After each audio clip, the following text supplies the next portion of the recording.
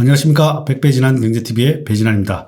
오늘은 무극선생 이성조 대표님을 모시고 시장 상황이랑 또 새로운 책을 내셨던데 무극선생님의 주식투자의 기본 이 책에 대해서도 한번 공부해 보도록 하겠습니다. 먼저 한번 소개 한번 부탁드립니다. 간단하게. 그냥 소개라고요. 워낙 유명하신 분이라 제가 사실은 한국경제TV도 그렇고 오랫동안 저도 몇십 년 동안 이렇게 경제 채널들 다 보다 보니까 항상 눈여겨보고 이성조 대표님 나오시는 얘기는 항상 기다만 듣고 있었거든요. 그래서 제가 모시고 싶어가지고 한번 모셨습니다. 네. 그냥 이 한눈만 판 사람이라고 생각해 주시죠. 그냥 1985년도에 대우증권 그 조사부, 그때는 경제연구소가 조사부였습니다. 네. 들어와서 증권사 있다가 나왔다가 외국계 증권사 있다가 나왔다가 뭐 독립으로 했다가 하면서 지금 뭐 한 38년 동안 한눈만 파다 보니까 여기까지 왔네요. 그럼 아까 88년도부터 시작하셨으면은 85년도 거의 약 30, 지금 8년 차죠. 38년 차시네. 와. 이 누리꾼들 사이에서는 한국 주식시장의 산증인으로 불린다던데. 뭐 경험이 많아서 그러겠죠. 뭐 경험에서 많았는데. 38년 하면 대부분 다가 주식시장에서 대부분 거의 시작하신 분들 중에 살아남은 사람이 거의 없을 걸로 생각되는데. 아니야, 꽤 계세요. 그래서 한국에 없어서 그렇지. 그런 분들은 잘 된 케이스고. 네, 잘 된 케이스. 극히 예를 들면 지금까지도 수많은 시민들을 만나 뵀을 거 아니에요. 투자하는 업계에 있으면서. 근데 이게 사례가 예를 들면 10,000명을 봤다 그러면 이게 주변에 이렇게 업계에 종사하신 분들이 3%? 3%. 3%에서 5%? 이 3%, 5%라는 개념이 그러니까 다 망가졌다는 게 떠난 거예요. 치를 떨어서. 그렇죠. 떠난 사람들이 대부분이고 또 증권맨이나 날고긴다 하는 사람들도 보면 그 인생 중에 어느 화려한 3년, 5년, 10년은 있어요. 그걸 잘 끝까지 유지하는 게 어려운 것 같아요. 맞아요. 네.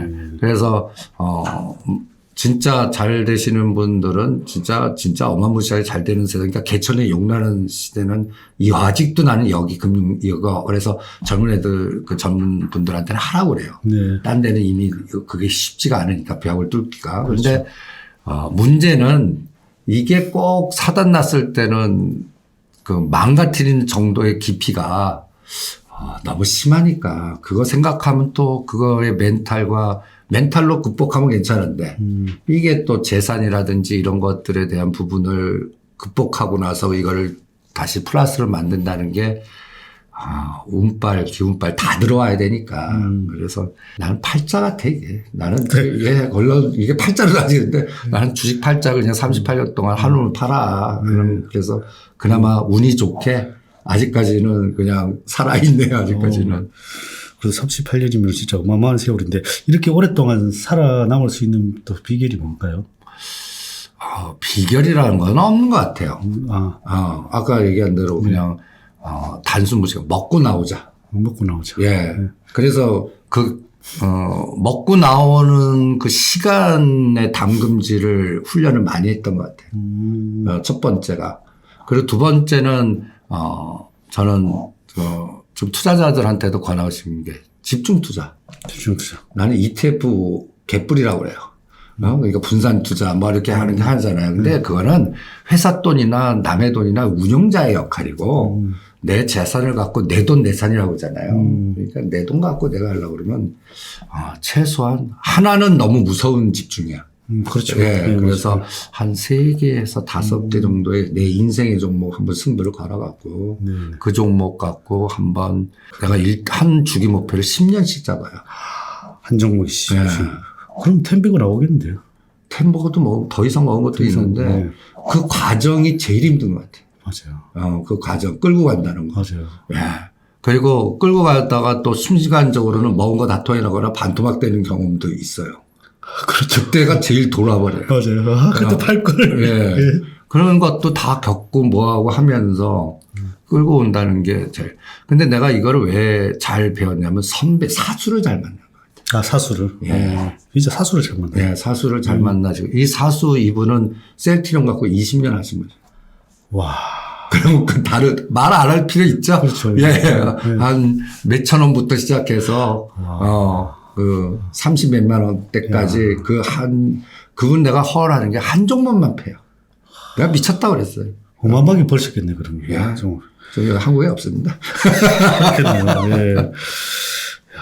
그래 이제 그 전략으로 근데 그것도 한 종목을 가지고 하다가 못 가고 이렇게 내려오는 경우도 많은데 그 셀트리온 같은 경우도 사실은 물론 뭐 그 깊이 분석이 됐으니까 그렇겠지만은 그래서 난 그분한테 사업을 배운 게 돈 다 떨어지셨어. 어떤 재원이 없어. 빌려주지도 않아. 내가 이걸 하는데 그분이 초창기에 그 조합펀드, 바이오펀드의 초창 1세대. 그러다 보니까 방법이 뭐가 있을까 하다가 그분이 이제 매니저 출신이면서 보니까 그 기업 IR 하면서 돈 많은 사람한테 1대3, 1대2 브리핑 딱 들어가서 자기 나름대로 총력을 다하는 거죠. IR을. 기업 IR을 해갖고 그러면서 거기서 한 걸 성공한 거예요. 그러니까 거기에서 이 전주사에 소문이 날 거 아니에요. 그래서 맨 처음에는 10억으로 해갖고 10명 했다가 50억, 100억. 그게 사모펀드 조합의 시초여갖고 그 비즈니스가 그래서 2018년, 2020년에 이 바닥에 확 퍼졌는데 그분이 그걸 처음 시작한 게 2000 그 IMF부터 시작해서 한번 꺾어나고 그 다음 주기가 2008년에 또 한번 꺾잖아요. 거기에서 셀트리온이 좀 그 굉장히 공매도 세력이 망가졌을 때 그때 하신 거예요.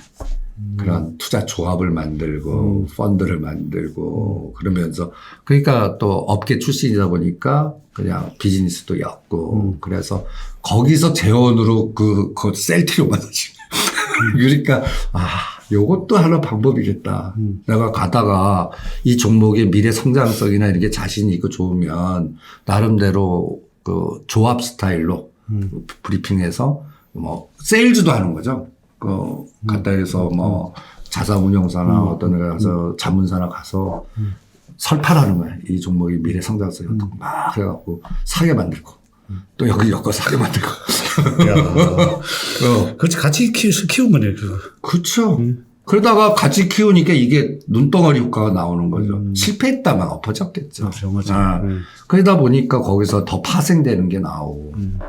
그래갖고 성공하시는 것 같이. 나도 그 아이디어를 많이 따릅니다. 망가지고 힘들 때는 세일즈 한다. 막 돌아다니면서 돈 있는 사람들 일대 이렇게 해서 이거의 미래 성장성이 이러니까 한번 해보라. 네네. 그러면 나보다 더 싸게 삽니다. 그렇죠. 그러면서 쭉 하다 보면 그러다가 성공하면 이게 어떨 때는 뭐 몇 배 먹다 그러면 이게 또 그 다음에 에너지는 진짜 커져요. 그렇죠. 네. 그 선배님 하는 거 보고 나중에 100억짜리였더니 하루 만에 다 차였어요. 하루 만에. 그 바닥은 또 이렇게. 맞아. 예. 맞아. 인맥이 있으시니까 그랬대. 그렇죠. 예. 그런 쪽에 또, 뭐, 아무것도 없는 사람이 안 되죠. 또, 예. 그러니까 그 바닥은 또 그 바닥들의 또 모임들. 맞아요. 이런 게 있잖아요. 맞아요. 예. 저도 조금 압니다. 예. 그러다 보면 소문이 쫙 나요. 맞아요. 그래서 그럼 또 굉장히 지내기 배 아파요. 맞아요. 또 누가, 걔는 이거, 맞다. 나도 좀 이렇게, 누가 하여튼 메인이 좀 괜찮은 사람이 들어가면 나도 들어갈래. 나도 들어갈래. 그렇죠. 그게 확 몰린다고요. 맞아요. 그러니까 거기서도 보이지 않는 경쟁이 심한데 그 선배님 거기서 성공을 한 거죠. 그래서 만드는 순간에 완판, 우리가 말하면 완판, 이래갖고.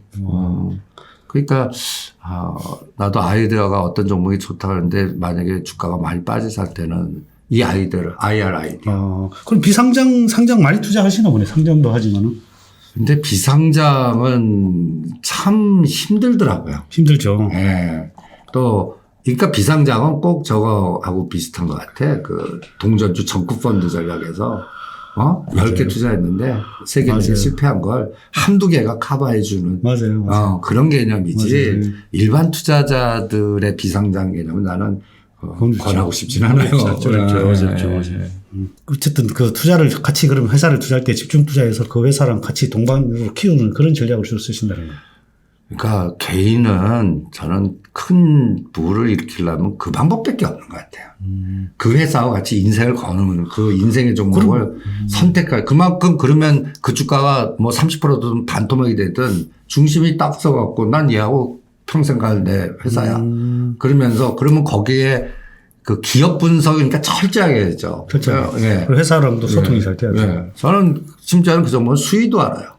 그래야 되겠다. 왜? 거기서 나오는 얘기들 많거든요, 또. 그렇죠. 근데 그 대표이사랑 어쨌든 좀 친분이 있어요. 당연히. 그리고 그렇지 또, 않으면. 예. 근데 대표이사들이나 그 임원들은 뒤통수들을 많이 쳐갖고, 주인이 아닌 같은 주인분들, 그분들이 밑바닥에 얘기들 많이 해주면, 그런 것들에서 이제 뭔가 리스크 관리를 하면서 가면 크게 실수는 안 하더라고요. 그래서 그런 종목 갖고, 10년을 목표지만 이게 인간이 10년 쫙 갈 수 없잖아요. 그러니까 3년씩 끊어서 봐요. 그래서 진짜 느낌대로 간다 그러면 계속 더 싣고 가고 이거는 좀 삐끄덕하다 그러면 줄이거나 아니면 좀 템포를 늦추거나 다른 데 집중하고 막 이러죠. 그리고 그런 걸 하다 보면 또 운빨 깃발이 있으면 정부의 정책이나 또 뭔가 이렇게 도움이 돼주는 꼭 BBIG나 바이오 갈 때 그냥 옆에서 막 이렇게 분위기 막 만들어주잖아요. 그러면 이게 순풍에 그냥 돛단 듯이 그냥 쫙쫙 날아가는데 꼭 하려고 그러면 뒤통수 뭐 법률 제재하고 뭐 이런 거는 뭐 어쩔 수 없잖아요. 맞아요. 그럴 때는 태포 늦추거나 정권이 바뀌거나 뭐 이럴 때를 기다릴 수밖에 없죠. 2분기가 이제 시작되고 1분기가 마감이 돼가고 있는데 1분기 평가랑 2분기 시장은 또 어떻게 대응해야 되는지. 저는 1, 4분기에 그 2,600 공격할 때는 겁내지 마라 그랬는데 네네. 지금은 조금 리스크 관리하고 있어요.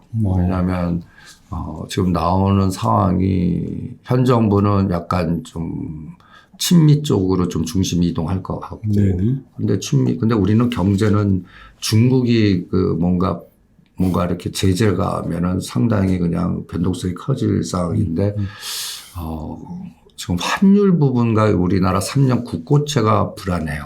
네. 그래서 외국인들이 그동안에는 채권 해갖고 엑스트는 안 했어요. 근데 요번에 환율이 만약에 3월 15일 날 1244원 그걸 뚫고 가는 3년 국고채. 그런데 주식도 같이 때리면서 가면 이거는 한번 뚫릴 것 같아서 그거를 한번 계속 체크를 해볼 거예요. 그래서 삼성전자 를 왜 저렇게 계속 팔까? 지금 그거를 세팅해서 파생 쪽에서 공격하는 해치가 있어요. 홍콩 쪽하고 그 싱가포르 쪽에서 운영하는. 그냥 걔네들이 매수 스위칭을 해줘야 되는데 그 금리 결정 나서 6월 만기 때까지 한 번 더 흔들었다 갈지 이걸 스위칭해 줄지를 뭐 내가 그걸 운영하는 주체가 아니니까 모르겠어요. 그래서 그걸 계속 들여다 볼래요. 갖다 해서 삼성전자를 6만 원 초이까지 죽여버리고 환율을 1250원에서 막 옛날 같이 뭐 1500원 뚫고 2000원 이거는 안 보는데 한 50원은 더 뚫을 수 있다고 봐요. 1250 뚫는 순간 1300원. 그리고 3년짜리 국고채가 약간 지금 속도가 위험해요. 그러면 이게 좋으려고 그러면 채권 팔아서 주식은 그래도 로테이션으로 그 위험자 와야 되는데 이거 같이 팔고 흔들어서 일반들 그러니까 지수를 여기서 한 100에서 150을 더 다운시켰다가 싹 걷어갖고 찬바람 날 때 땡겨버리면 우리는 그 3개월 사이에 털릴 수가 있다고 보거든요. 그렇죠. 그래서 그거 하나 고민하고 있어요, 지금은. 어떤 전략을 얘네들이 사용을 할까. 그런데 그게 보면 냄새가 어떠냐면 검은 머리 중국인 계통의 자금 같아요. 검은 머리. 그 냄새 이렇게 뒤져보거든요. 그쪽 인맥들이 있어갖고 앵글로색슨계나 그 노랑머리는 아니에요. 그러니까 이게 우리가 펀드에 있는 숨어 있는 펀드를 엄블렐라 펀드라고 그러거든요. 우리가 파킹시키거나 그게 작동하는 것 같은데 타켓이 삼성전자. 그 마지막 우리 지금 8만 9만 전자에 탑승하신 투자자들이 만약에 한 6만 원 초입이나 5만 전자 보면 기절할걸요. 그럼 거기서 털리는 사람들은 고통스러울 거라고요. 지금도 계속 사잖아요. 그렇죠. 예. 지금도 신용이 1200만 주인가 보니까 신용이 계속 더 늘고 있더라고요. 예. 근데 나는 그거를 털고 가는 시나리오가 지금 얘기한 게 환율 급등시키고 그 다음에 헤지 펀드들에서 양털 깎기를 한번 흔드는 전략이 있거든요. 이벤트 드라이브 전략으로. 시나리오가 이제 삼성전자 때리면서 그동안 움직였던 엔소를 같이 때리면서, 저걸 만들어버리는 거지. 컨트리 리스크. 컨트리 리스크. 우리가 가장 취약한 컨트리 리스크. 그럼 지금 컨트리 리스크는 우리가 지금 다음 요 한 달 공백 기간에 저걸 만들어 버릴 것 같아요. 그 다시 제2의 한알령. 지금 우리가 리오프닝 돼가고 뭐 그래야 되는데 경제에서 가장 충격파 받는 거는 간단히 얘기해서 예를 들어서 니네 때문에 우리가 상해, 광주 뭐 그 캘리포니아 항구의 그 물류 적체는 나는 문제 아니라고 봐요. 근데 중국과 이 홍콩의 그 판에 물류가 정체가 되거나 뭔가 보이되면 우리 한국 기업들은 살아날 기업 드뭅니다. 그리고 거기에 의존하는 물류도 어마무시하고요. 그렇죠. 예. 그러니까 그거가 잘 풀려야 되거든요. 그래서 요새 저는 리오프닝 주도 방송에서 계속 털고 나와라라는 거 하는 게 한 달간 보려고. 그래서 여기에 최악에서는 유가 올라가. 유가도 다시 급등해. 러시아 우크라이나 전쟁 장기전으로 가. 그래서 에그 인플레이션이 등장해. 그리고 가다에서 물류가 막혀. 그러면 아시아나항공이나 흠이 갑자기 올라가다가 이제 계속 떨어지는 거예요. 그러면서 대체제가 안 나와요. 장에서. 그러면서 우리나라 1, 2, 3을 같이 죽여버리면 환율 급등, 채권 급등. 이거는 뭐 맞고 가는 수밖에 없죠. 그 시나리오를 지금 설계하는 애들이 분명히 있어요. 그거를 우리가 막아줘야 되는데 우리는 이게 주인이 없는 딱 한 달 동안에 요 구간을 어떻게 견뎌낼까라는 것도 한번 체크해 볼 생각이고. 그래서 당분간은 그래서 중소형주 중심에 그냥 머니게임의 선수장 같고 대형주는 이 회오리 바람이 대충 한 4월 14일이 요번에 이제 옵션 만기잖아요. 근데 그렇죠. 그때가 미국도 만기고 금통위도 있다고요. 네. 요번에 금통위가 또 우리 25bp 금리 인상, 지금 상황에서 또 금리 인상을 해봐. 그냥 머리가 뜨뜻하다 그러면 또 50bp 한데 또 한다고 그래봐요. 그렇죠. 그럼 우리나라 금리 속도는 이게 장난이 아니거든요. 그러면은 나는 주식에서 이게 문제가 되는 게 아니라 레버리지 시켜갖고 연끌한 사람이 거기서 레버리지 부분이 문제가 되면은 나는 부동산 팔지 않고 주식 판다고요. 그렇죠. 예, 숏이 거기서 걸리지. 선택 안 하면 또, 예, 부동산 팔려도 팔 수가 예, 없어요. 그러니까 그게 6월 달까지의 나는 이것만 견뎌내면 다시 뭐 또 3천까지 가는 시장은 나는 또 볼 것 같거든요. 근데 그게 죽이고 가냐. 1월 달에서 3월 달은 막아낸 것 같아요.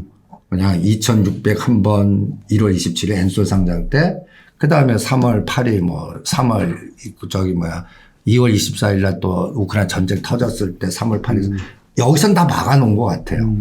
그런데 이제 그때가 환율은 그렇게 3월 15일 한번 위험하고 그 다음에 3월 15일 날이 나는 망가지는 줄 알았어요. 솔직히. 환율 1240원 찍고 그때가 그 홍콩이 6,000, H가 6,000간 여기서 6,000 깨는 순간에 그 ELS 락이 터져버리는 거거든요. 근데 거기서 류어가 뭔가 전환해 갖고 확 떴기 때문에 다행으로 했는데 이게 다시 또 흐르르 내려요. 그래서 홍콩 ELS가 잘 살아나야 되고 저 삼성전자 왼수 같은 걸 저거를 언제쯤 매수 스위칭 해줄까. 프로그램 차익 매수라도 들어오면 좋은데 그것도 안 하네 아직도. 그러니까 전 분명히 저거는 대체적인 매수세가 그래서 오죽하면 3일 연속 삼성전자 매수 들어올 때까지는 항상 경계하죠. 아직도 그거를 안 해주네요. 지금. 그렇네. 계속 팔기만 하고. 계속 팔기만 해요. 그래서 요 부분이 그래서 뭐 저는 4월, 5월이 제일 답답해요. 그러니까요. 실적은 그래도 잘 나왔던데 그 하반기 실적은 어떻게 보시나요, 삼성전자는? 나쁘지 않다고 봐요. 실적은 좋은데. 근데 문제는 우리가 제일 실적도 좋은 거를 때릴 때는 우리가 뭐예요? 우리가 모르는 뭐가 있나? 이게 그렇죠. 또 컨트리 리스크 플러스 거버넌스 문제인가? 요새 또 그리고 이재용 회장님이 나오질 않아. 그래갖고 요새 보면 정의선 회장님 열심히 나오시고 신동민 회장님 뭐 뉴스 요새 그냥 도배를 하시고 그런데 회장님도 나오고. 예. 근데 나오시질 않아요. 그러니까 이게 꼭 우리가 그 얘기하는 그 법률 리스크를 전 정부에서 사면으로 풀었어야 되는데 못 풀었고 그다음에 현 정부에서 이게 풀릴까라는 것도 4월 말에 상수세는 낼 것 같은데 계속 그 삼바하고 삼성물산의 이 법률적인 문제는 계속 진행이 중이고 이 부분이 매도 풀리기 전까지는 뭔가 좀 찝찝하고 그다음에 M&A 한다고 자꾸 그랬잖아요. 그게 성사된 게 아무것도 없는 것 같아요. 그러니까 현실 바닥. 그러니까 뭔가 실적이 저렇게 좋은데도 주먹이 가까운 것 같아요. 외국인들의 그거를 받아주는 건 개인밖에 없는 그렇죠. 거고. 뭐 금융투자나 맞아. 연기금이 뭐 해주는 그것도 거는. 신용으로 지금 신용만 늘어나고 있어. 그래서 요번에 그렇게 사신 분들이 갑자기 그냥 여기서 5만 보면 신용 털렸다 가거든요. 그렇죠. 그렇게 디자인할까봐. 그럼 삼성전자 갖고 디자인하는 게 아니라 채권 갖고 공격하는 거예요. 지금 주식 하시는 분들은 잘 모르는데 채권 쪽에서 지금 제 후배들 하면 이미 지도님은 이미 아웃돼서 다 전멸했습니다. 근데 저기 회사 돈이니까 그냥 뻗어 있어요, 다. 그래서 채권 그쪽 운영하는 분들은 말도 서로 안 걸어요. 거의 뭐 지금 뭐 거의 그리고 조금만 건드리면 어떤 애는 울어요. 그렇죠. 지금. 그래갖고 말도 안 걸어요, 지금. 채권 때문에 정권에서도 손실이 많을 것 같아요. 그러니까 이게 채권이 지금 유지는 해요. 끌고는 가요. 근데 여기서 터지죠. 마찬가지. 그러면 기업이든 뭐든 이거를 뭐라 그럴까 다시 비용만 더 들고 다시 하면 괜찮은데 거기서 분명히 터지는 뭐가 생겨. 그 부실 기업들 중에는. 그렇죠. 그게 이제 이게 꼭 3개월 시한부 같아. 요게 6월 말까지요. 그러니까 거기서 제발 터지지 마라. 그래서 요것도 하나의 징후예요. 내가 이렇게 요새 툭하면 그 쌍용차 갖고 애매해는 쌍방울고를 옆에도 가지 말라고 그래. 예? 전에들 조달 못해. 은행들이 지금 어떤 상황인데. 그렇죠. 그러니까 다 돈 한다고 그래도 규합이 안 돼. 할 수 있는 거는 KG그룹이나 뭐 SM그룹 정도?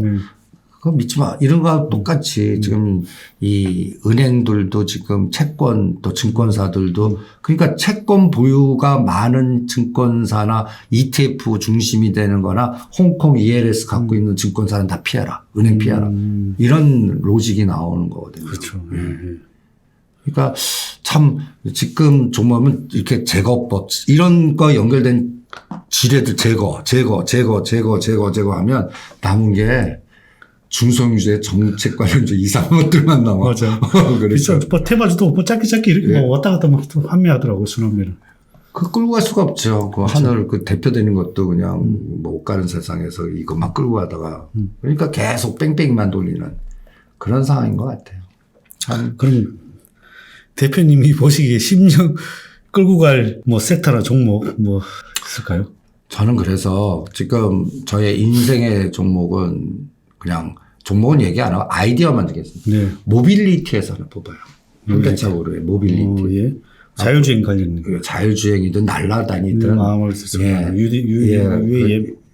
그래서, 저는, 현대차그룹에는 현대모비스는 주가 수익이 잘 안 누르고, 현대오토에버나 현대건설이나 거버넌스로 접근해요. 네네. 예, 그래서 용산이라는 화두. 네네. 용산 초과되지만 용산 공작창 그리고 현대오토에버 정의선 회장님이 신입사원 때 거기 처음 들어간 직장인데 원효로 들어가다 보면 옆에 현대차 정비소 있잖아요. 거기에 지금 본사는 원래 좋은데 이거를 지금 비워놓은 상태거든요. 거기가 모빌리티 건물이 들어와요. 그래서 대충 개념이 원효대교 옆에 모빌리티 거기에 뭐 30층이 될지 50층이 될지 모르겠어요. 거기랑 한전부지, 삼성부지 이게 거점 센터가 될 것 같아요. 네네. UAM이 가면 거기 선착장도 나오고 그 두 가지의 공간이 근데 딱 보니까 또 한전부지도 요번에 지방선거 강남구청장이 누가 되시나 그거 기다리시는지 작년도 2021년 10월 달에 터파기 서울시 심의할 때다 연기를 다 해버렸어요. 2022년 7월로. 딱 7월로 연기한 게 그 6월 달 그 선거 결과 보고 만약에 되면 원안으로 다시 갈 수 있다는 생각도 들고 터파기라는 게 50층 세개의 터판 공간하고 100층 넘는 게 터파기 공간하고 다르거든요. 시작부터. 야, 맞네요. 네. 그러니까 아직 다 스톱 시켜놨어요. 야, 그러면 2022년도 7월이 시작 같아. 그 모빌리티하고 현대 거기가. 그럼 거기 거버넌스 그러니까 정의섭 회장님 입장이 될 때는 그 2018년에 현대 모비스 글로벌 합병에 실패했지 엘리엇에서. 또 금년에 뭔가 하려고 저기 현대엔지 구주 매체에서 거기서 돈 끌어갖고 뭐 하려다가 또 실패했지. 그렇죠. 방법은 이제는 건물 짓고 자산 내 지분 가치 높인 다음에 이 건물 다 질 때쯤 제일 비싼 가격에 보스턴 다이내믹스 이게 옵션 조항이 있거든요. 상장시켜야만 뭐가 풀려요. 그래서 상장시켜서 풋옵션 조항이 있기 때문에 그리고 그 사이에는 백기사를 칼라일에 갖고 10% 딱 줘서 그 이름도 재밌지 않아요? 그 펀드 이름이 프로젝트 가디안이에요. 가디언. 그렇게 보통 게임에서 가디언. 예. 그래서 칼라일이 거기에다 숟가락을 얹었다는 게 한 5년 플랜을 잡은 것 같아요. 그리고 걔네들은 우리가 옵션 얘기할 때 원래 풋옵션 조항을 집어넣거든요. 근데 풋옵션 조항 안 넣었어요. 테이크 어롱. 그러니까 뭐냐면 같이 가자. 그러니까 뒤통수 때리지 말고 쪼개고 합치고 뭐 신주 발행할 때 똑같이 권리를 줘. 태국으로. 네. 그 전략으로 갔거든요. 그러니까 칼라일이 칼을 뽑았구나라는 생각도 들고 그래서 모빌리티가 어떤 면에서는 이 건설하고 같이 엮였어요. 신형. 그래서 그거 하나. 거기에서 이제 나는 5년 10년 가겠다. 두 번째는 재생의학. 재생의학. 예. 그러니까 간단히 얘기해서 줄기세포를 통해서 나 10년 젊어져. 그다음에 네. 코로나 때문에 그래서 여기에는 원격 진료, 의료 민영화 이런 것들이 다 같은 개념이 들어갔고 우리가 바이오 때는 그 조그만 회사들한테서 임상 실험에서 암모나 해갖고 뭐 심지어는 뭐 셀 이런 거 갖고 진짜 10년 어마무시하게 먹었잖아요. 맞아요. 이제는 아예 뭐 장기 뭐 가르고 뭐 이런 쪽으로 줄기세포로 막 재생약에서 젊어지. 그러니까 이번에 코로나가 면역이나 건강이나 생활에 대한 어떤 인식의 전환을 크게 좀 바꿔놓은 것 같아요. 그래서 젊음이라는 거, 그 다음에 나는 이제 그러니까 미래일 때 내가 로봇이 되는 방법이 있어요. 이게 여기다 철 구조물 넣고 뭐 해갖고 이제 근데 난 그러겠지만 내 세포에 뱅크에 넣어서 셀을 지배해서 나의 적합한 재생을 통해서 장기나 뭐 연구 이런 의학이 발달되다 보면 젊음도 체크할 수가 있거든요. 땡길 수가 있어요. 지금 그 기술을 갖고 있는 일본 기업이 있고 또 지금 오늘 뉴스 보니까 50 몇 살을 20년 줄였다는 뭐 뉴스도 나오는 거 보니까 그게 좀 빨라질 것 같아서 줄기세포 재생의학인데 여기에는 한일 관계가 좋아져야 돼요. 거기에 기술력이 일본어인데 그래서 나는 참여원 그룹하고 롯데 그룹을 거기에서 풀어나가는 거기에 종목을 찾자가 또 하나. 그렇죠. 재생의학. 그러니까 저는 이렇게 같이 가려면 이런 빅데이터의 단어를 꼽거든요. 이 문재인 정부 때 5년은 그게 BBIG였던 것 같아. 2차 전지 배터리, 에코프로 그렇죠. 이런 것들, 이런 것들이 그냥 템버거 나왔다면 이제 그쪽은 아닌 것 같아요. 맞아요. 이제 그쪽 다 한 번 했으니까. 그래서 재생의학, 그 다음에 모빌리티, 그리고 이제 재생의학은 제하고 생각이 비슷한. 그래서 그런 거 하나 있고, 그 다음에는 이제 그 건설 경기, 그 한강 르네상스 뭐 이런 지금 딱 규합이 그 한강 스카이라인 내가 이제 20년 그 여의도 토백이거든요. 20년 동안 섬에 갇혀가고 이렇게 했는데 용산이 진짜 뭔가 큰 변화가 있는 것 같아요. 그래요. 거기는 원래 또 공항관제다가 또 거기 청사까지 또 흘러가면 그게 다 어떤 시대적인 단어 같아요.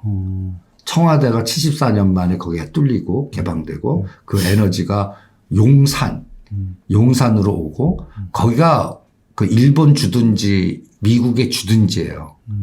그리고 거기에 이제 그 파이트 윙, 레프트 윙 같이 백악관 비슷하게 만드는 구상이 있을 것 같고, 그 다음에 그 한번 시간 나시면 그 드래곤, 그 용산 드래곤 호텔에 꼭대기 가면 차 맛있어요.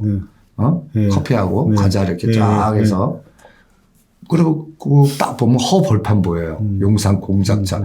저 건물, 저 땅에 건물이 뭐가 들어올까라는 걸 상상을 하면 거기에 관련된 기업이 한 두세 개가 따다닥 나올 거야. 거기, 예. 거기에 건물 한 10년 후에 올라올 거거든요.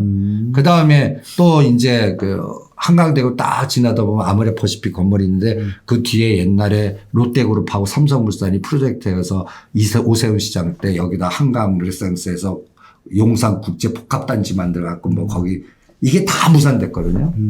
이제 다시 가동이 돼요, 거기가. 그럼 거기가 또 어떻게 변할까? 그래서 후암동, 한남동, 용산, 이렇게 해서 그래서 구글 지도 보면 서울에 이렇게 자연 녹지 같은데 이렇게. 거기, 그거를 지금까지 안 건드는데 이번 정부가 그걸 풀 것 같아요. 그러면 나는 한강 스카이라인에 이 마천루가 그래서 이제 대충 감을 하나의 상징물이잖아요. 음마 아파트하고 압구정 현대 아파트가 주상복합으로 딱 눈에 보일 때 현대건설 얼마일까? DLNC 얼마일까? GS건설 얼마일까? 그 정갈의 잔파동 생각하지 말고 대충 진짜 그게 건물 지으면 한 10년 걸려요. 그렇죠. 그러면 10년 후에 현대건설이 얼마일까? 대충 주가 움직이면 2만 원, 3, 4만 원짜리가 몇십만 원 갈 때 이게 템버가 되고 큰 그렇죠. 게임이 나오잖아요. 나는 이제 앞으로의 다음 정부까지가 색깔이 한번 10년 동안은 이제 한강 주변 중심의 스카이라인이 꼭 홍콩 같이 변하지 않을까. 그래서 여의도, 용산, 또 지하와 그리고 GTX 그다음에 이제 아까 얘기한 2022년 7월이 삽뜬다. 터파기 그때 한다. 그때 이제 같이 연결된 에너지. 그래서 지금 정의석 회장님이 왜 이렇게 바쁘시냐면 지분 가치 높이셔야 돼. 그래서 그 지분 가치, 그러니까 팔진 못하잖아요. 그러니까 담보 가치를 지금보다 내가 딱 계산해보니까 5조를 높여야 돼요. 본인이 갖고 있는 거의 사이즈를. 그거 갖고 담보 잡아서, 뭔가 풀어야 돼요. 그 작업이 지금 들어가는. 그러려고 그러면 열심히 뛰셔야지. 그게 이제 세 번째 하도. 그래서 요 세 가지를 나는 10년 목표로. 여기에 종목한 똘똘한 3개나 4개 구할 수 있을 겁니다. 그렇겠네요, 지금. 결국은 그렇게 건설 쪽도 속해 보시는구나. 처음 주식 언제 하셨어요? 저는 이제 IMF 때. IMF 때? 네, 잠깐. 그러면 그때는 몰랐겠구나. 네. 30일 상한가를 치는 거야. 옛날에 같이 뭐 8% 뭐 이럴 때 아닙니까? 8%가. 5% 맞다, 5%. 말은 많이 들었습니다. 네. 그때는 뭐 300원, 500원짜리. 예, 맞아요. 예. 무슨 건설 중동, 맞아. 중동 부분. 예. 건설을 자가면 30분 상. 요번 10년이 난 그게 들어올 것 같아. 와. 그런 느낌이 들어요. 이게 하나의 시대적 징후가 있거든요. 예. 그러니까 지금 우크라이나나 간단히 예를 들어서 러시아의 전쟁이 세계화를 막아놓는 것 같고 자국 이기주의나 자국의 이익이 체계 내가 먼저 그리고 방어 그러니까 유럽도 지금 이제 프랑스 대권이 어떻게 될지 모르겠지만 이제 어떤 논리가 세계화는 난 끝난 것 같아요. 세계화 끝났는 거는 공장을 싼 노동력하고 남의 대처하고 뭐 하는 것보다 이제는 비싸더라도 그렇죠. 자국의 바운다리 내에서 뭔가 그러니까 트럼프 대통령이 아메리칸 퍼스트하고 또 리쇼 이런 것들이 왜 들어간 건데 여기서 하나의 아이디어가 뭐냐면 이 우크라이나나 이게 전쟁이 터져서 뭐냐면 거의 우크라이나는 지금 거의 폐허되잖아요. 그래서 장기전으로 갈 것 같은데 여기에서 이제 에그 인플레이션은 분명히 나올 것 같아요. 작황이나 물류가 막히니까. 그러면 터지는 거는 가난한 나라. 벌써 오늘 딱 내가 오다가 뉴스 보니까 스리랑카가 벌써 아웃됐더라고요. 선언하고. 네. 그러면 이제 다음 차례는 아프리카라고요. 우리가 에너지나 이런 것들은 추후의 대의를 할 수 있어요. 먹는 게 하다 보면 맞죠. 이거 안 돼요. 그렇죠. 폭동 나고 난리 그렇죠. 나요. 네, 그렇죠. 그러니까 근데 이제 우크라이나 미래 주의 먹거리인 게 이게 아프리카라고요. 아프리카 수단이. 그러면 이게 국제적으로 굉장히 불안 리스크가 굉장히 커져요. 그래서 저는 다음에 위험한 게 아프리카 북쪽 그 북부 쪽에 군사 쿠데타 나오나 그 다음에 가장 중요한 게 중동 쪽에도 또 이 부분에서의 노이즈 이게 또 유가 인플레이션을 건들 수 있거든요. 그래서 이런 걸 계속 들여다봐요.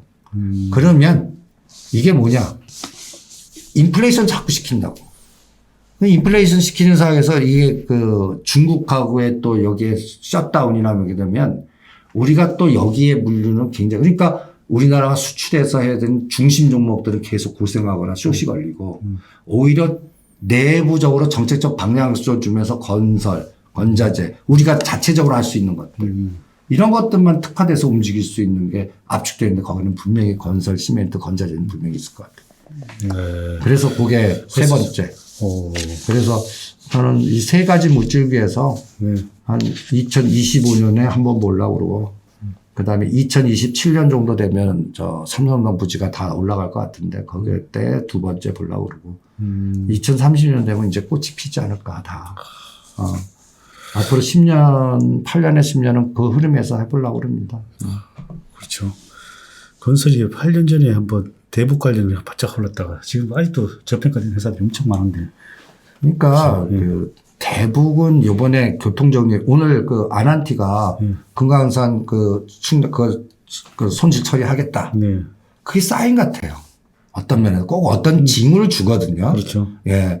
이제는 전 정부에서 끝까지 갖고 있으면서 뭔가 그 감독지를 기대했는데 그렇죠. 이번 정부의 색깔이나 전반적인 세계 돌아가는 거 보니까 그렇죠. 이제는 편하게 야 이건 그냥 다 충당 처리해버려.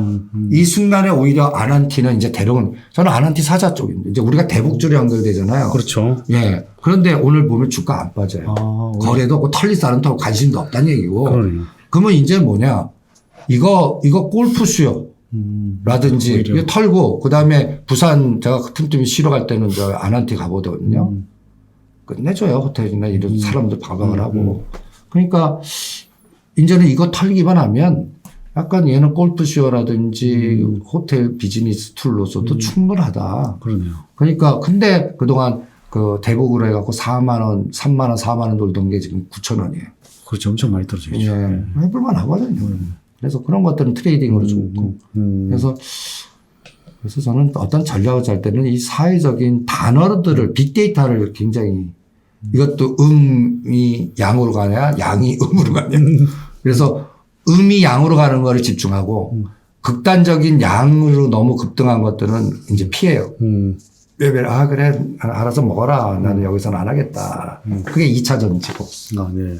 그럼 이제 3차 시대가 와도 이 종목은 사지 말자 하는 이런 섹터 사지 말자.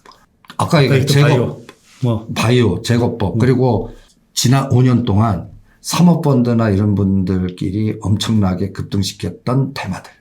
ETF 이런 것들. ETF 2차 전지. 예. 저는 지금 지금 어떤 면에서는 정권 싸움 아니겠어요? 그러니까 5월 10일 되자마자 나는 숨겨놨던 거 터지는 뉴스를 무지 볼 것 같아요. 그러니까 간단히 얘기해서 뒤질 거라고요. 그러면 그동안 눌렀던 그 또 라임 사태나 옵티머스 그동안 했던 것들마저도 들춰질 거고. 그렇죠. 그 다음에 그동안 자 해외 부동산 그 대체 투자를 한 기업들 피해요. 왜냐하면 우리가 자원 외교 때 또 거기 잘못 투자해갖고 그냥 거기 그냥 뭉개버린 것도 있잖아요. 그쪽에 있는 후배 녀석들이 간단히 얘기해서 뭐 어느 회사는 얘기 안 하겠습니다. 간단히 얘기해서 1조가 넘어요. 그런데 지금 평가는 1,000억도 안 돼요. 속았다는 얘기지. 우리 대체 투자 나가서 우리 호구들. 그 해외 쪽에 투자할 때 이제 전부 다 우리가 호구 짓들을 많이 했던 것 같아요. 그러니까 전 정권의 인맥에서 우리 중국 대사님 쪽에 연결된 그 인맥들이 다 잡았거든요. 그분들이 대체 투자 세계화 해갖고 일 저지르는 게 굉장히 많은데 거기에 같이 편입해서 했던 펀드나 투자 부동산 대체 투자들 이런 것들은 관련, 이게 왜 중요하냐면 채권으로 뭔가 해놨어요. 그게 터지면. 그렇죠. 예, 채권이. 이게 또 골치 아픈 거라고. 예. 그러니까, 법률 리스크가 생길 만한 것들 제거. 그 다음에 5년 동안 거의 템 먹어 나온 것들 제거. 오히려 5년 동안 박살난 것들에서 찾자. 맞아. 뭐 이렇게 네. 전략을 짜면 좋을 것 같습니다. 그럼 무국 선생님만의 내 인생 지금 이런 종목들을 또 찾는 비법이 있을 거 아니에요. 본인만의 찾는 방법, 종목을 이렇게 선택하는 찾는 방법이 있을까요? 저는 그런 일반 투자 잘 못해요. 그러니까 보통 그래도 오랫동안 경험이 있으시니까 그래도 다음에 이게 될 것이라는 게 그림이 그려지잖아요. 지금처럼 이렇게 그려지는데 일반인들이 못 따라할까요? 못 따라할 것 같아요. 왜냐면 이게 팔로우 더 맨이거든요. 팔로우 더 맨. 그러면 이 바닥에 그 업계에 또 그 영업맨의 밑바닥에 있는 사람들도 그가 오히려 그 돈의 물줄기가 어디로 모이냐라는 거를 그 투자자 이렇게 조합들이 좀 있어요. 그 인맥이 있으시면 거기를 자꾸 뒤지세요. 오히려 그 변호사 집단들. 네네네. 뭐 김앤장에 네. 누가 있거나. 네네. 뭐 이런 거기가 다 그걸 설계 그 아이디어 주면서 파이프라인 꽂는 데들이거든요. 돈이 나가는 데를 알아낼 수 있다는 거죠. 그걸 알아내야 예. 시장에 이제 큰 움직임이 들어가는 섹터를 찾아낼 수 있는. 지금 아까 얘기한 건설 이건 나오는데 제가 그 하나의 빅데이터는 수소를 얘기해 드릴게요. 수소. 예. 쪽도. 수소 쪽. 근데 수소도 한번 해먹었잖아요, 어쨌든. 그 차로 봤을 때는 해먹은 거. 그래. 그리고 에너지 쪽은 따지면. 에너지. 에너지는 갈 길이 멀고. 뭐 충전소, 그렇죠. 수소, 에너지 에너지, 쪽은 전력, 뭐 이런 거. 원자력이 오히려 실질적으로 힘들 거예요. 그렇죠. 저도 네. 이제 에너지 쪽은 그러면 수소 에너지 개념으로 갈 거라고. 그렇죠. 수소차 개념도 하지 맞아요. 마세요. 맞아요. 저도 공감합니다. 예, 그러면 그게 부울경이에요. 부산, 울산, 뭐 이쪽에 단조업체들이라고. 그렇죠. 그게 또 수소 연맹 맺은 그룹이라고. 포스코, SK, 뭐 이런 현대차 그룹. 그 경제 라인에 수장들끼리 모여서 펀드가 만들어질 거예요. 그거는 ETF화 자리가 그렇죠. 예. 그렇겠네요. 예. 지네들이 그 사업을 위해서 펀드 놓고 그게 꼭 파킹 개념이거든요. 네. 거기다가 여기에다가 이렇게 넘기는 거라고요. BBIG도 똑같은 개념이란 말이에요. 거기서 잡아내시는 게 어떻겠나. 그거 딱 5년 걸릴 겁니다. 5년. 네. 예. 그래서 5년 동안 그 전력 시스템, 그러니까 요새 보면 통신이 KT가 자꾸 가고 한국가스공사도 이게 다른 비즈니스들이 거기서 생기는 거거든요. 그럼 수소도 물론 에너지 되면 원전도 어차피 포함돼야 되죠. 같이 포함이 되겠죠. 그렇죠.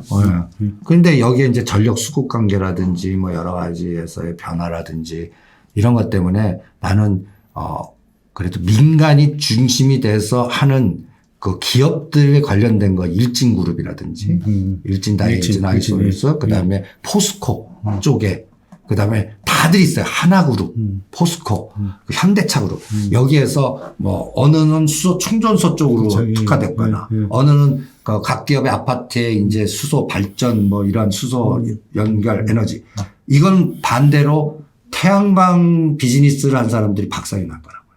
맞아요. 예. 왜냐하면 이게 문제가 왜 터지냐. 이제는 보조금을 안 줄 거라고요. 그렇죠. 그동안 전력 수급 때문에 마이너스 나더라도 이걸 유지하게끔 해서 여기에 나오는 판매값에 뭐를 지원했는데 이제 싹 없어져 봐요.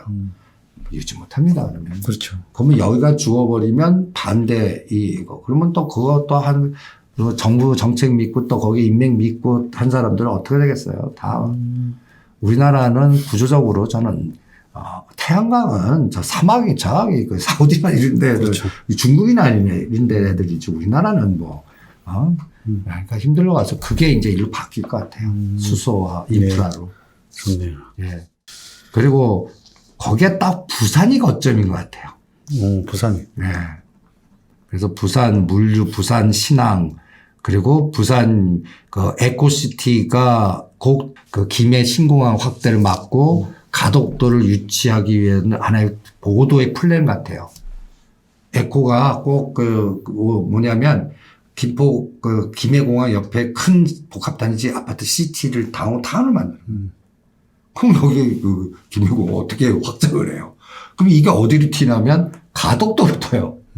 가덕도로. 가덕도까지. 네. 그럼 가덕도 튀면서 여기 보면 그 큰 그림이 저는 부산시장이 누가 되나? 경상도 그 도지사가 누가 되나? 그 다음에 부산 30년의 엑스포를 유치하면서 일본하고의 연결고리, 여기에 또 물류의 중심, 부산의 신항, 그런 거면서 이제 거기에서 어떠한 진짜 그 북극 항로가 나오면 저는 부산이 어마무시하게 커질 것 같거든요. 오.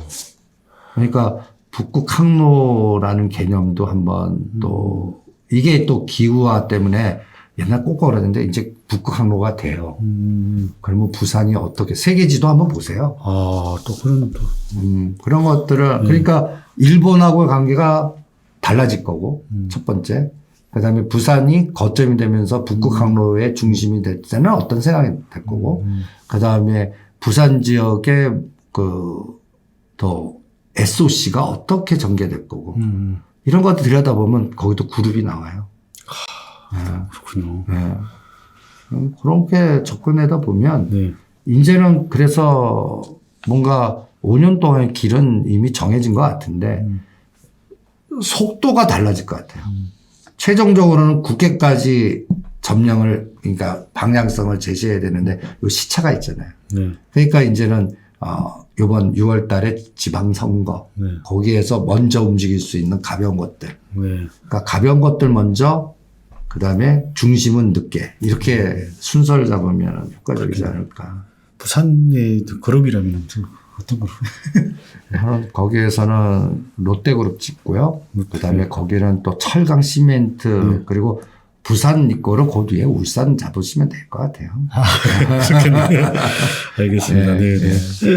근데 주식을 이렇게 하다 보면 대부분 다가 매도를 못 해가지고 해를 먹는데 매도를 잘 하는 뭐 방법이 있을까요? 매도. 그러니까 저는 이 3년을 보더라도 정배열이 나면서 120일 6개월 평균 아닙니까? 네. 6개월 평균에 이 현재 주가가 100% 이상 위에서 놀아요. 그때 일부 좀 팔아요. 네, 그리고 좀 싸질 때 다시 사. 다른 거 가지 않고. 네. 그런 스킬은 있어도 나는, 잘 파는 방법? 그보다는 잘 견디는 방법 끌고, 예. 잘 종목을 그렇죠. 선정해서. 맞아, 선정하는 거. 예. 그래서 싸게 사야 돼요. 맞아, 싸게 사서. 비쌀 때 들어가면. 심리적으로 못 이기겠죠. 예, 그리고 엮여요. 맞아. 비싸게 살 때는 그거보다 더 떨어질 때 내가 시드머니가 뭐 건물주가 되셔서 돈이 자꾸 들어오시든지, 더 싸질 때 더 쓸 수 있는, 한번 여기 물렸어. 2배 여기서 더 사. 이런 구조가 다르신 분들의 영역이고, 한정된 돈 갖고 할 때는 무조건 싸게 사야 돼. 비싸게 사면 이게 매매가 엮이거나, 트레이딩이 엮이거나, 호흡이 엮이거나, 그러면 잘 안 될 것 같아요. 근데 주로 이제 사람들이 이제 손실난 종목이, 그러니까 둘 하락장이나 뭐 이럴 때 교체하려고 하는 사람들이 많은데, 이럴 때는 어떻게 조언해 주실 말씀이 있을까요? 그러니까 저는 일반 투자자가 제가 가끔가다 10개 이상 종목을 갖고 있다. 지수 4천 가도 못 먹어요. 절대 못 먹습니다. 제가 잡는 건. 그냥 집중화 3개에서 5개로 거기서 압축을 해라. 그걸 갖고 사고 팔고 하면서 끌고 가는 훈련을 하는 거지. 그리고 묶였어요. 그러면 나는 그거 손절해서 딴 거 가기보다 솔직히 아르바이트 하라고 그래요. 오히려 다른 데서 돈 버는 방법, 그러면 다른 게 있을 거 아니야. 그렇죠. 강사면 뭐. 그래놓고 돈이 100만, 200만 원이든 더 싸질 때 더 사. 우리는 꼭 보면 손절해서 빨리 갈 걸 갈아탄다고요. 맞아요. 이게 종목 교체 리스크나 아니면 나는 손절을 귀신같이 뭐 3% 룰을 정하잖아요. 30번 그거 녹아나는 건 생각 안 해요. 예? 그냥 어떤 때는 바보같이 평가손 냅두고 더 싸게 산 다음에 그게 때가 왔을 때 그런 기업만 하시다 보면 그렇죠.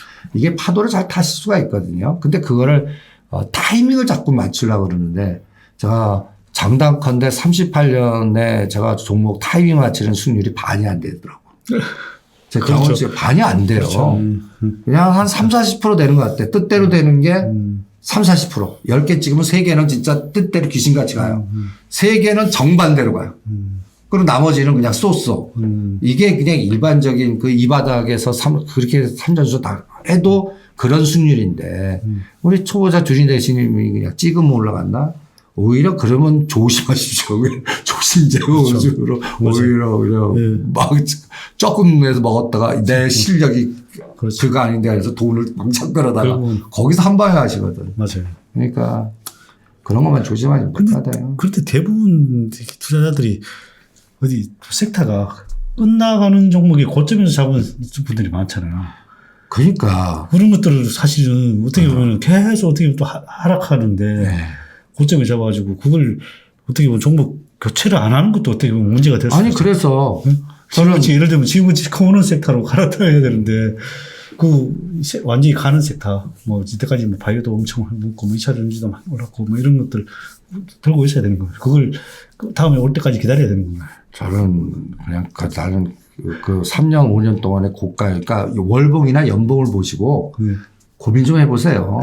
예? 나는 그쪽은 끊고 나오는 게 정답인 것 같아요. 앞으로 3년 5년에서 갈 쪽으로 아프지만 그쪽에 실어서 그렇죠. 거기서 푸는 게 나을 것 같고. 종목이라고 해도 이게 케이스 바이 케이스죠. 틀린 것도 이게 안 가는 섹터들은 잘라내는 게 맞고 좋은 섹터들은 계속 들고 가는 게 맞는 거예요. 그래서 제가 실전 매매에서 하나 만든 단어가 있습니다. 정배열에 뒤진다. 정배열을 좀 짭짤하다고. 맞아요. 오히려. 근데 정배열의 이격이 121선에 100%가 넘고 모든 게 다 정배열이고 가장 강력하고 우리 또 TV나 이런 증거방송 이구동성으로 먹었다는 사람만 얘기를 그런 거 피하세요. 우선시에 피하는 게 제거법의 상책. 네. 초심자는 또 그거 보면 꽂힌다고 뒤 막 맞아요. 좋은 얘기들 할 거예요. 네. 그러니까 그런 거는 다칩니다 실전에서는. 네. 이제 책 내용에 대해서 좀 한번 알아보겠는데요. 요즘 여기 주식 투자의 기본 여기는 어떤 내용이 크게 담겨 있는가요? 이 책은 좀 솔직히 어려워요. 네. 기본이라고 그러지만. 그리고 시도가 약간 그 인공지능 나는 기계다. 기계 훈련시키는 거예요. 그러니까 어떤 개념이냐면 사진 찍는 개념이에요. 사진 찍는 개념.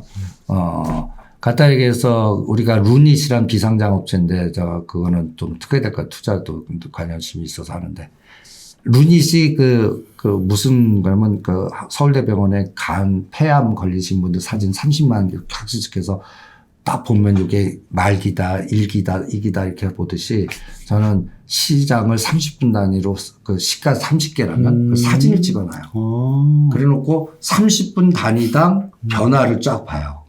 이게 격자 모델이라고 그러거든요. 약간 퀀트. 네. 그러면 각마다 여러분들 그 관심 종목들 무슨 이렇게 묶어서 보잖아요. 그거를 시간으로 사진을 찍어 놓고 그 사진이 일주일 딱 지난 다음에 그 흐름을 봐요. 그러면 K자로 나와요. 각도가. 어떤 거는 계속 그 우상향 되는 거, 어떤 거는 떨어지는 거예요. 롱숏. 그럼 숏 되는 건 버려요. 그래서 에너지가 이걸 자꾸 바꾸는 에너지에 기계 알고리즘 훈련을 시키는 책이에요. 왜 이런 훈련책이냐면 지금 우리 시장이 지금 코스피 200이 엔솔에서도 느꼈지만 1월 27일 날 상장되면서 이 세 가지 종목이 전체 코스피 200의 34%를 차지해요. 그러니까요. 전 세계에서 우리나라밖에 없거든요. 그러면 요 세 가지를 갖고 흔들면서 뒤에 꼬리 변동성을 수없이 빼먹는 우리나라가 막 위클리 옵션이나 5일단 이런 상품이 막 파생, 또 ETF 이런 게 많기 때문에 맞아요. 중심 종목이 못 가는 거예요. 그러니까요. 네. 진짜 이게 회사 가치랑은 전혀 무관한 것 같아요. 그러니까 이게 인간이 아니라 기계들이 움직이는 거예요. 네. 기계들의 알고리즘에 따라서 롱숏이 좌우되니까 이거를 우리가 예를 들어서 삼성전자는 어떠냐면 여기에 중심이 되는 바둑 장기의 말이에요. 그래서 여기서 지금 일반 투자자들 사죠. 저는 3년 수익률 20%도 안 봐요. 그렇죠. 네, 20% 삼성전자하고 20% 꿈깨자라고 그래요. 그러면 3% 5%의 뒤에 꼬리는 100, 200을 먹는 이런 거를 훈련하는 책. 그러니까 이런 걸 공부하다 보면 사진 찍고 훈련, 그다음에 기계 알고리즘. 그러니까 나는 우리가 보면 일반적인 가치 분석이나 기술적 분석보다 이거를 시스템 분석이라고 그래요. 시스템 알고리즘이 네네. 어떻게 작동되나. 네네. 그러다 보면 기계적 사고가 가능해요. 그래서 다들 여기 좋다고 그러지만 여기서는 이제 롱이 숏으로 바뀌겠고 숏이 롱으로 바뀌겠구나. 그런 거를 판단할 수 있는 그런 훈련하는 책이라고 보시면 됩니다. 이 책에 보니까 저기 뭐 에너지 보존법 책 있더라고요.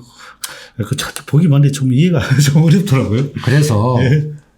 여기에 이제 그 시각을 물리적 사고나 뉴턴의 3법칙을 다 응용하는 가속도의 법칙. 네. 그 각도가 나오는 거지. 네. 관서에 가는 것들의 상승 에너지 다는 거. 그다음에 작용 반작용의 법칙. 그리고 우리가 시장의 총량이 지금 거래대금이 계속 줄어요. 그럼 에너지 총량은 유지되려면 딴 거가 희생이 된다고요. 아. 그러니까 삼성전자 엔솔 올리기 위해서 나는 다른 걸 때리는 거예요. 아, 이제 이해가 좀 되네. 예. 예. 그러니까 그냥 기계가 그렇게 하는 거예요. 맞네요. 우리는 그걸 분석하려고 그래요. 그러니까 이번에 LG전자가 특별히 나오죠. 저는 엔솔 쇼 때 LG전자 롱이에요, 그냥. 이제는 저는 LG전자 12만 5천에 13만 원에는 좋다. 오히려 이제 숏으로 갑니다. 오히려 엔솔 사십시오. 아니, 엔솔이라 그러니까 LG 이노텍 41만에 35만 왔잖아요. 왔다 갔다 하는 그런 에너지 총량. 그러니까 에너지 총량이 예를 들어서 거래대금이 지금 뭐 예를 들어 10조, 12조, 13조, 15조 늘어나면 같이 갈 수 있어요. 그렇죠. 근데 이게 점점 줄어든다고요. 그리고 1등, 3조가 때리는데 그러면 이게 롱숏이니까 롱숏의 에너지 총량에 어느 게 올라요? 그러면 오목 볼록이에요, 그냥. 볼록됐어. 그럼 오목이 더 많이 생긴 거야. 오목, 이거를 체크해요. 그러면 오목에서 볼록되고 볼록에서 오목되는 이 시각을 에너지 총량의 보존의 법칙으로 접근하다 보면 사진 찍으러 해서 감이 와요. 그런데 참고하시라는. 그걸 코스피 200 갖고 선물 걸어갖고 합성 걸어갖고 노상 이 짓을 하니까 일반들은 내 거 왜 이렇게 대형주 보면 노관합니다. 자꾸 이런 얘기를 왜 하는지. 야, 진짜 에너지라는 게 이거 살 때는 당연히 수급은 정해져 있는 거고. 근데 일반인들은 이런 걸 전혀 모르니까. 그러니까 그 세상을 이제는 그림자 세상을 공부해야 되는 것 같아요. 그러네요. 왜냐하면 시장 지배력이 저는 ETF는 기계들한테 뺏겼다고 보거든요. 그러니까 우리 인간으로 착각하시는데 그 ETF가 커지거나 그 헤지펀드이랑 사모펀드가 커지면서 우리 시장이 기계들한테 뺏긴 것 같습니다. 그렇죠. 예. 요즘 컨터들이 워낙 많이 생기나고 또 완전 그 바탕으로 뭐 외국인도 그렇고 우리나라 국내기관들도 이제 점점 그걸 활용하니까. 그리고 피보나치 비율에 대해서도 이 책에 나와 있던데 뭐 저도 조금 알지만 일반인들을 위해서 한번. 근데 저는 피보나치 비율은 제가 십몇 년 전에는 엘리어트 파동에 심취해 갖고 있는데 이 엘리어트 파동이 맞는 게 30%고 거기가 로직에 따라 제가 어디서 많이 당하냐면 1, 2, 3까지는 잘 맞는데 4, 5 놀렸다가 까꾸로 되는 경우도 수없이 경험해가지고 그냥 어떤 그 피보나치 비율에 의한 어떤 파동의 호흡을 그러니까 규격화시키는 툴로만 사용하시지 절대 법칙은 아닙니다. 그런 것 같더라고요. 예. 그러니까 그냥 보는 그냥 기준으로만 왜냐하면 그 피보나치 비율로 알고리즘 HTS를 만들거든요. 어차피 그거 갖고 기준 잡아서 똑같이 그걸 그 기술자들이 그 다른 지식이 있으면 다른 걸 만났을 텐데 그냥 그거 갖고 알고리즘 만들어 갖고 그 우리 HTS 비율 이런 것들 보면 거기에 다 넣으면 또 모르는 사람 그거 갖고 또 거기에 맞춰서 또 에너지가 들어오잖아요. 아, 여기 오면 팔아야겠다. 그게 영향을 미치니까 확률이 높을 뿐이에요. 그래서 그냥 그 기준으로 뭐 잡아보시는 게 어떻겠나. 이용하는 거지. 저는 그렇죠. 오히려 절대 법칙으로 기술 분석은 낫습니다. 예, 그렇죠. 어쨌든 뭐 엘리어트 파동도 여기 나와 있고 이렇게 믿지 마라 이런 말도 적혀 있더라고요. 저도 엘리어트 파동을 얘기를 많이 하긴 하는데 이게 사실은 뭐 그게 맞을 때도 있지만은 뭐 확률적으로는 맞을 때가 많지만 뭐 틀릴 때도 많으니까. 네, 틀릴 때도 많아요. 어쨌든 진짜 연장 파동도 나오고. 그렇죠. 예. 네. 그리고 또 글귀 중에 하나 매매하지 마. 기준을 만들어라. 그러니까 이거는 그러니까 자꾸 그 주리나 초보하신 분들이 뭐 절대기법이나 남을 의존하잖아요. 본인이 너무 모른다고 생각하시는데 주식시장의 생리나 주식만 모르는 거지. 어떤 면에서 살아온 인생이 있으실 거 아니에요. 그렇죠.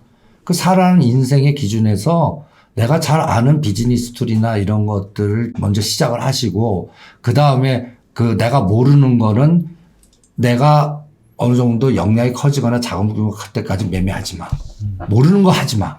그 다음에 또 하나는 제가 정별 아주 아름답게 급등하고 난리치는 것들 하지 마. 예, 다 그 뒷설거지 당하니까. 네, 그렇죠. 예, 그러니까 현장 바닥이 중요한 것 같으니까 실전에서는 현장 바닥에서 다들 그냥 그 나쁘다고 그러고 막 하는데 주가가 안 빠지거나 싸거나 뭐 이런데 뭔가 다른 것들 그런 것들을 찾아내는 훈련을 하시고 그러면서 그러면 본인의 자금의 성격이나 호흡이나 본인을 분석을 먼저 해야 가능할 것 같거든요. 근데 대부분들 보면 그 자기 자신들을 잘 아시는 것 같은데 내가 이렇게 쫙 보다 보면 이 습관적인 자기 자신을 모르는 분들이 너무 많아요. 그런데 나중에 문제 터지면 그 다음에 이제 터진 다음에 이제 문제를 해결하려고 그러는데 주식시장은 터진 다음에 문제 해결 방법 없습니다. 다 손절하는 수밖에. 그러니까 그 전에 다치지 않을 거에 나 자신부터 알고 자금의 성격도 레버리지 시키지 마시고 뭔가 그 안정된 것부터 시작해서 한 단계 한 단계 넘어가는 기준을 제가 매매하지 마 기준으로 만들어서 한번 써봤습니다. 네. 네. 그리고 또 보니까 4등분의 법칙이 있던데 4등분의 법칙은 어떤 거요? 이거는 단순하게 수학적 사고예요. 정규분포. 정규분포. 예. 그러니까 그 52주 최고가 최저가를 4등분 한다 그러면 처음부터 25% 능선까지 며칠 걸렸고 거기에 총 거래량이 며칠 걸렸고 종목마다 다 다를 거 아니에요. 그렇죠. 꼭대기에는 5일밖에 안 거래된 것도 있거든요. 네. 그러니까 중심이 어디 총량의 그거를 그 잡아내는 기준에 그 3분의 1 지점이네. 그리고 3분의 1 지점이면 반 지점. 그런, 예, 그런 것들을 찾아내셔갖고 어디가 저항이 되냐 지지가 되냐 어디가 의미 있는 고점이냐 의미 있는 지지냐 저점이냐 이런 거를 자꾸 찾아보다 보면 단순하게 4등분 찍고 나가보면 어디가 이동평선하고 같이 통합되는 부분이 생깁니다. 그러면 여기서는 지지해야 되는 지지하면 그게 정답이고 또 올라가고 그게 저항을 받겠어요. 그러면 나는 더 갈 것 같아도 거기에 순응하는 매매가 정답인 것 같고 그래서 그걸 수학적 사고로 이것도 기계적 사고로 하라 그래갖고 그냥 단순 무식하게 4등분을 해갖고 그 기간의 일정들을 다 뒤져보는 겁니다. 수치 분석. 그러니까 데이터 마이닝이죠. 데이터를 그냥 자꾸 파보는 훈련을 하라 그러는 겁니다. 네. 그리고 이제 마지막으로 이제 우리 힘든 주식시장에서 살아남기 위해 투자자들한테 조언 한번 해주시고 끝내는 걸로 하시죠. 그 먹고 나오고 궁둥이 힘을 믿어라. 그리고 본인의 인생의 종목 너무 많잖아. 3개만 잡고. 예. 그리고 노상 들여다보지 좀 마라. 예. 진짜 정답입니다. 예. 노상 정답 매일 주가가 변하는 거지 기업이 그렇게 변하면 그 기업 망하는 기업입니다. 그냥 그 기업 오히려 그 기업을 현장을 발로 뛰어서 거기에 가서 그 근무하시는 분 관상도 보고 오히려 그게 더 체감 지수로 그러면 흔들리는 주가에 내가 중심을 잡고 갈 수가 있거든요. 진짜 내가 투자한 기업에 가서 식당 가 보신 분 화장실이 어떻게 생겼나, 수위는 어떠신 분이냐, 말 걸어보신 분, 담배 하나 사다 주시면요, 여러분들 기업 탐방 가는 거, 기업 탐방 가시면, 다 정해진 룰만 나와요. 그리고 또 IR 담당자 괴롭히지 마세요. 그냥 회사 대변하는 그 사람들이 뭘 알아요. 그럼 위에 있는 사람은 그 밑에 따다가 줘요. 그러면 걔네들한테 혼내지 마세요. 기업 IR 분들이 뭐 하겠습니까? 그러니까 오히려 그 회사 찾아갔고 나 주주다 그러면서 보시면 에너지를 느낍니다. 거기도 이제 이 회사는 진짜 뭔가 좀 돌아가는 것 같아. 우리가 딱 보면 이거는 뭔가 이 회사는 뭔가 이게 망하는 것 같은 느낌. 뭔가 재고 잔고도 뭘 정비도 안 돼 있고 사람도 뭘 그게 정답이에요 그게. 맞아요. 예. 그 들여다 보시라고요. 그걸. 대부분 다 자기가 돈을 많이 넣고 탐방을 안 가시고 주총도 안 가시고 그냥 그래프만 보잖아요. 그냥 맞아요. 예. 진짜 탐방 가보고 주총도 참여해보고 뭐 그래야지 진짜 그 회사에 대해서 뭐 쏙쏙들이 알고 또 내 회사다 생각하고 또 본인이 또 홍보가 되고 본인이 IR하고 또 그렇게 해야 회사랑 같이 성장하는 것 같습니다. 네. 오늘 하여튼 긴 시간 동안 좋은 말씀 해주셔서 감사합니다. 네, 별 말씀. 다음에 한번 또 초대하겠습니다. 예. 감사합니다.